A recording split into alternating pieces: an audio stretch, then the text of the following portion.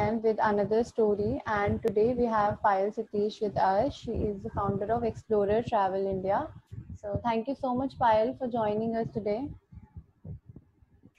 Thank you for having me. Thank you so much. So shall we start with a basic introduction of yourself and what brought you to start Explorer? Sure.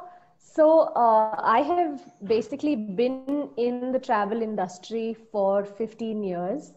I started my career with the Taj in the sales and marketing team back in 2005. I spent about 5 years with the Taj. Then I moved on to join the Marriott Global Sales Organization for about 3.5 years. I also spent about 3.5 years with an airline, which is AirAsia, and I spent a year with Hertz, all the while in sales and marketing roles. And I realized that there was a huge opportunity for international travel brands that are not the size and scale of AirAsia, Hertz, Taj, and the Marriott to still be represented in India. And hence the idea of Explorer Travel India was born. We started back in 2018. Okay, that's great. So it's been a while now that Explorer is working, and we all know that travel and Yeah. tourism is greatly affected due to the coronavirus pandemic. So how are you dealing with it, and have you made any kind of structural changes in the way you work? Yeah, so a couple of things. We are not really a travel or holiday service provider. We are more of a consulting company in the B2B space. So what we do is essentially we help hotels, airlines, car rental brands, travel passes expand their business in India, as well as if get into specific new markets.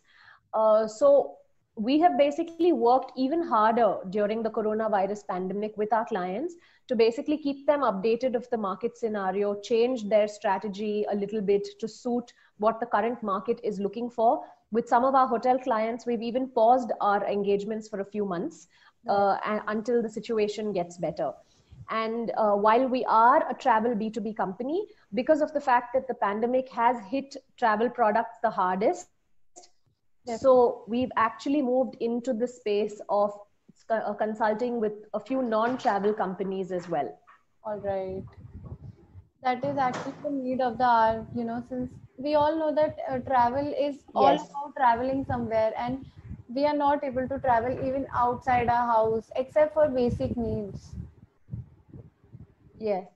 Yeah, exactly. So, which is why, but there is a need.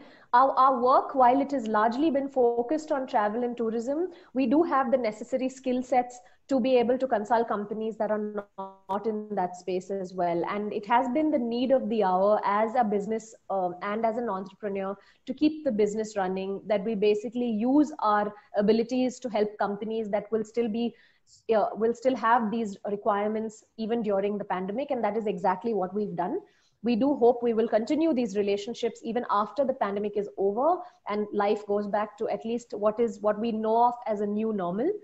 And we will go back to travel as well once hotels start to reopen, once people start to move, and once travel starts to pick up again, which it will. Right. Obviously, it will. Let's just hope it happens sooner. So, how Yes. was your initial days as an entrepreneur? uh, the initial days, I mean, even till today, it has been the most exciting experience of my life. I know when somebody says entrepreneur today, you think about companies that are basically heavily funded, going for rounds of investment, hiring hundreds of people, Right.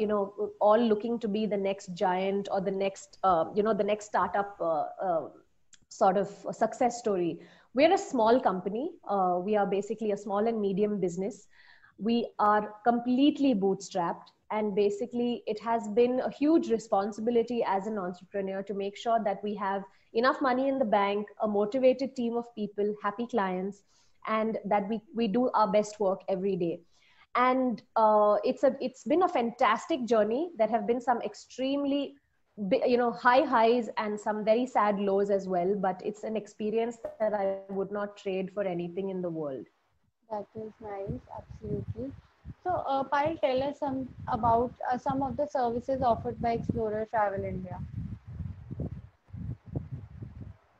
So we basically, like I said, we offer sales and marketing consulting. So just to elaborate on that a little more, if there is a company that basically is not present in India or is not present in specific markets in India, and they want to have a sales team that is outsourced, representing their products and services to clients, that is something we do. We also help companies to make inroads with the kind of clients that they want to make, the first round of association with. We help companies that are looking to expand into India with what is the kind of go-to-market strategy they need to be looking for. Our services are extremely customized depending on what the need of the hour is. And one thing we maintain is flexibility. But we also keep in mind that there can be a time when a company's requirements may change entirely, and what they were looking for in the beginning may, especially like now during the pandemic, where they came in with a plan and things either got delayed or changed entirely. And we are sort of their commercial arm in India. So anything that's commercial, business development, brand marketing related, we are in a position to help. Okay.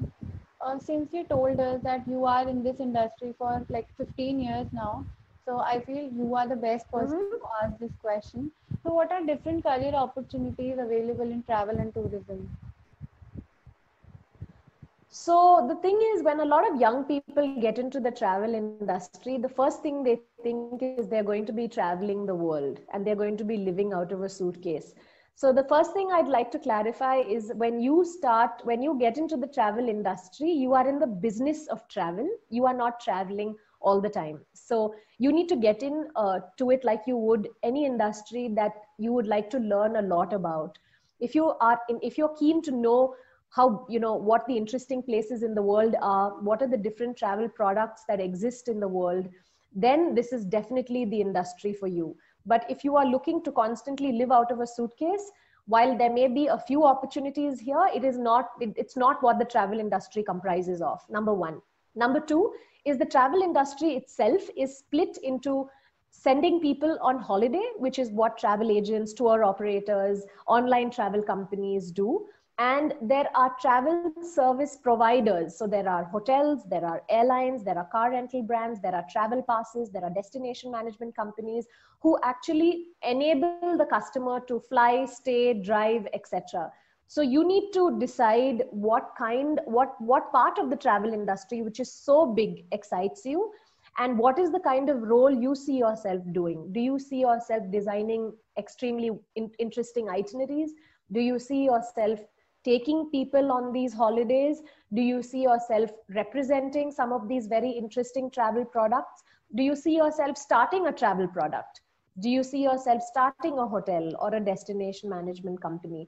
So there is so much to do in this industry, but it's entirely about understanding that you're not going to be living out of a suitcase all the time. As shown in the movie, especially. Yes. So that unfortunately, people who think I'm asked the question all the time. Oh, so you're in the travel industry, you must be traveling all the time. I don't travel any more on business than a regular business person does. And holidays, of course, are not restricted to people in the travel industry. Anyone can take it. Right, absolutely. So, what will be your suggestions for someone who is just planning to start a travel venture?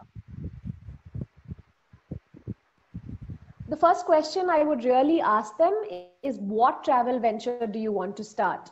Okay. Because like I just said in my earlier answer, there is so much in travel. What exactly in travel do you want to start? And and you have to have some clarity, but at the same time, you need to have flexibility, because when we started Explorer, for example, we never really thought that there would come a point where we would be doing consulting with non-travel companies as well. But the need of the hour requires it to stay alive and to stay afloat. So the first question would be, why do you want to become an entrepreneur? And if you want to get into the travel industry, what is the kind of product you want to offer?